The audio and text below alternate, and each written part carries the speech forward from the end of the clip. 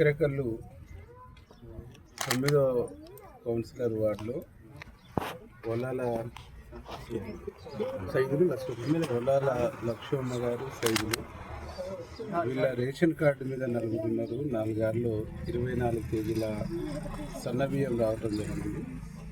ఈ సన్నబియ్యం వచ్చినటువంటి సంతోషంలో ఆనందంలో వాళ్ళు మమ్మల్ని పిలిచి భోజనం పెట్టడం జరిగింది.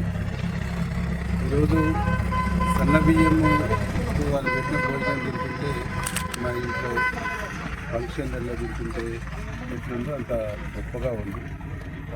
వీళ్ళకి 100 గజాల స్థలంలో చిన్న ఒక్క రేకుల ఇల్లు ఉంది. ఇట్లాంటి పేదవాళ్లకు ఈ సన్నబియ్యం రావడం ద్వారా నెలకు ఒక 1000 రూపాయల పైచిలకు ఆదా అవుతుంది.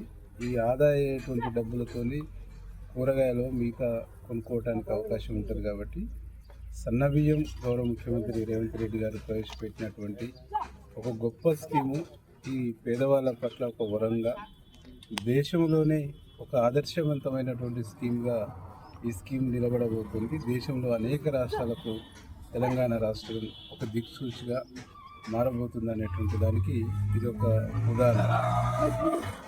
ఈరోజు వీళ్ళు ఇద్దరు కూడా మిల్లులలో పనిచేసుకుంటారు. తనకు ఒక 500, తనకు బస్తకు ఇంత చొప్పున వస్తుంటుంది. ఇలాంటి పేదవాళ్లకు ఈరోజు సన్నబియ్యం అనేటువంటి గొప్ప వరంగా భావిస్తారు. ఈ స్కీమ్ కంటిన్యూ కావాలి, ముఖ్యమంత్రి గారు చల్లగా ఉండాలనేటువంటిది వాళ్ళందరూ దీవిస్తారు. నేను కూడా నన్ను పిలిచి అన్నం పెట్టిన ఈ కుటుంబానికి మనస్ఫూర్తిగా కృతజ్ఞతలు, ధన్యవాదాలు తెలియజేస్తూ స్వయంగా సన్నబియ్యం తినేటువంటి అవకాశం కల్పించినటువంటి మా సైదులు లక్ష్మక్క గారికి, అలా కొడుకు శివ, పాప శిరీష, వీళ్ళందరికీ ధన్యవాదాలు.